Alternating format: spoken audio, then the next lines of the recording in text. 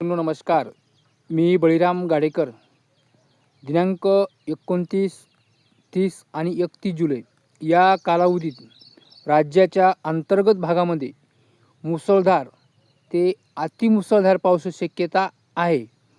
आपण जून आणि जुलै म्हणजे जूनमध्ये सुद्धा असा पाऊस बघितलेला नाही. त्यानंतर जुलै म्हणजे 28 जुलैपर्यंतसुद्धा आपण असा पाऊस बघितलेला नाही. असा पाऊस दिनांक 29, 30 आणि 31 जुलै या कालावधीमध्ये होणार आहे. तर या पावसाचा सर्वाधिक जास्त जोर कुठे आहे त्या संदर्भातच आजचा हा आपला अंदाज आहे. तर शेतकरी बंधूंनो, करूया सुरुवात. जर तुम्ही इकडे जर बघितलं, आता ही जी लाल रेषा दिसते तुम्हाला, तर ह्या लाल रेषेच्या आतील सर्व जिल्ह्यामध्ये दिनांक 29 जुलैपासून ते दिनांक 31 जुलै म्हणजे ह्या 3 दिवसामध्ये या सगळ्या जिल्ह्यामध्ये जोरदार ते मुसळधार ते काही ठिकाणी अतिमुसळधार पावसाची नोंद होणार आहे.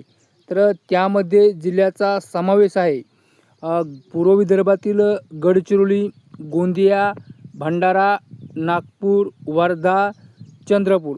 त्यानंतर पश्चिम विदर्भातील अमरावती, अकोला, बुलढाणा, वाशिम, यवतमाळ. त्यानंतर उत्तर महाराष्ट्रातील जळगाव, धुळे, नंदुरबार, नाशिक.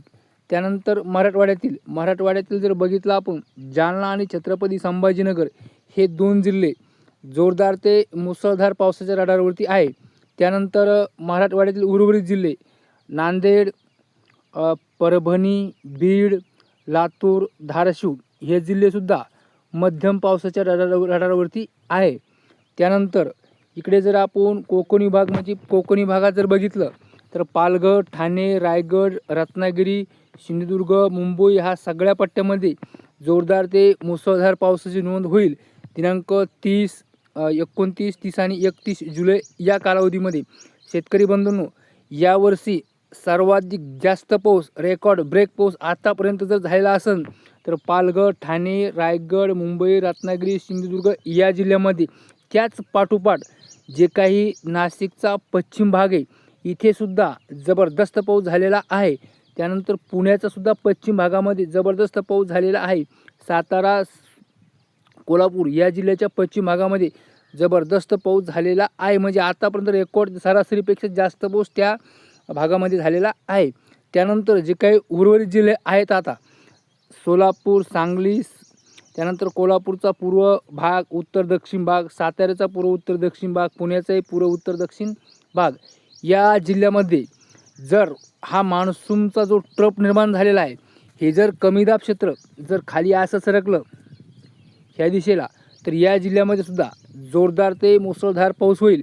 अन्यथा या जिल्ह्यामध्ये पावसाचं प्रमाण कमी राहील. उगतरी कुठंतरी रिमझिम ते हलक्या ते रिमझिम सरी होईल असं आहे.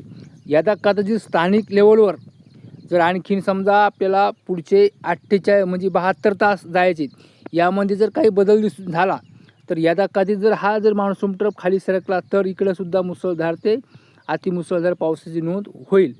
मात्र आता सध्या जो काही जोरदार पावसाच्या रडारवरती जे काही जिल्हे आहेत तर ते मी तुम्हाला आता जे सांगितले ते आहे.